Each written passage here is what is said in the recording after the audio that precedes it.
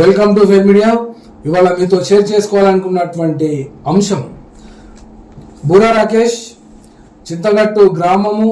అక్కడ ఈ నెల 21వ తేదీన నమ్మళ్ళ కేశవరావు టాప్ మావోయిస్టు లీడర్తో హత్య గావించబడిన లేదా ఎన్కౌంటర్ చేయబడినటువంటి పిల్లవాడు. అతని కోసం వాళ్ళ కుటుంబ సభ్యులు మొత్తం గత 5 రోజుల నుండి 6 రోజుల నుండి ఆ మృతదేహం కోసం ఎదురు చూస్తున్నారు. రోజు పత్రికా విలేకరుల సమావేశము మరియు బంధుమిత్రుల సంఘము వాళ్ళందరూ కూడా వచ్చి పరామర్శిస్తున్నారు. ఇవాళ ప్రజా సంఘాలు కూడా ఆ యొక్క కుటుంబానికి మద్దతునిస్తూ వాళ్ళ ఇంటి దగ్గర కలుసుకోవడం జరిగింది.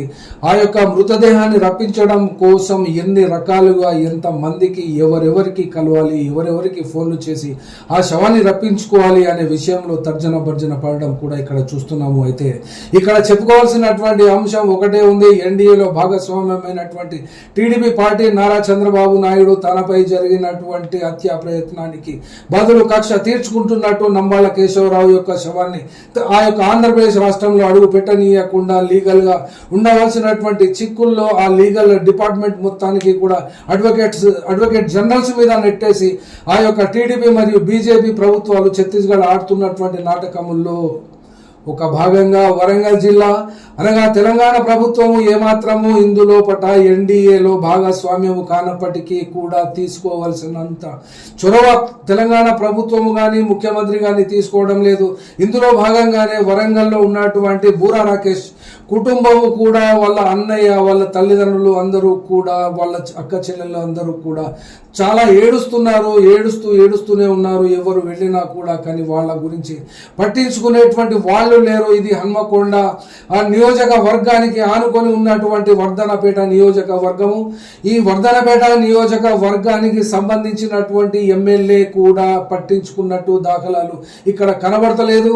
అట్లాగే హన్మకొండకు చెందినటువంటి ఎమ్మెల్యే కూడా పట్టించుకున్నట్టు లేదు. మరి జిల్లాలకు సంబంధించి 2 మంత్రులు ఇక్కడ వరంగల్ ఈస్ట్ నుండి ఒక మంత్రిగా ఉన్నటువంటి వాళ్ళు కానీ, అటు ములుగులో ఉన్నటువంటి సీతక్క కానీ, ఇటు కొండా సురేఖ వాళ్ళు కానీ వాళ్ళ దగ్గరికి వెళ్ళినా కూడా వాళ్ళకు ఫోన్లు చేసి చెప్పినా కూడా వాళ్ళు పట్టించుకున్నట్టుగా కనబడతలేదు. దీనికి కారణం ఏమేమి ఉంటుంది అని అనుకుంటే కాంగ్రెస్ ప్రభుత్వం యొక్క పాలసీ ఏముంటుంది?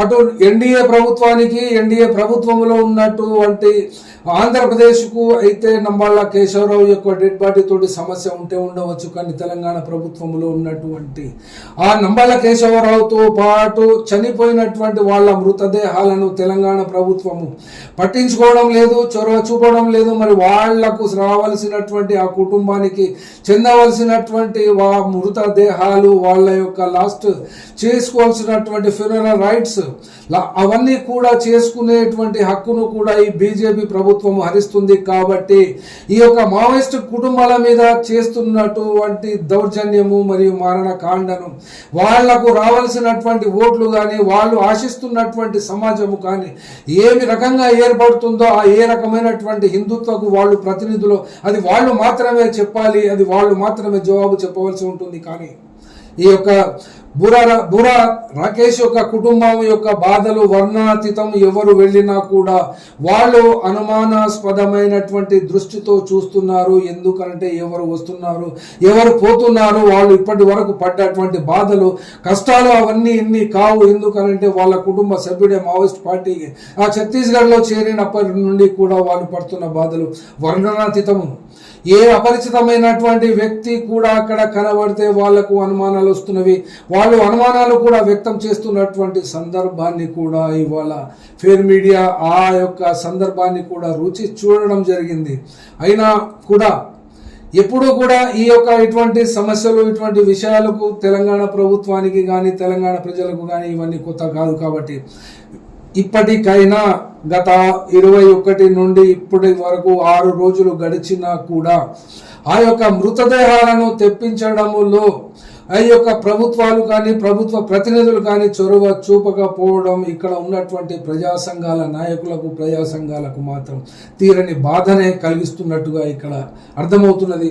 ఆ యొక్క బూరా రాకేష్ యొక్క ఇంటి పరిసరాలను, అక్కడ ఉన్నటువంటి వాళ్ళను కూడా మీరు దయచేసి చూడండి. Thank you. ఫెయిర్ మీడియాకు స్వాగతం. మా ఛానల్ను సబ్స్క్రైబ్ చేసుకోండి మరియు మా వీడియోలను చూడండి. ప్రతి అప్డేట్ల కోసం బెల్ ఐకాన్ను ఆన్ చేయండి. మేము నిజమైన మరియు ఫెయిర్ వార్తలు మరియు రాజకీయ అప్డేట్లను అందిస్తాము.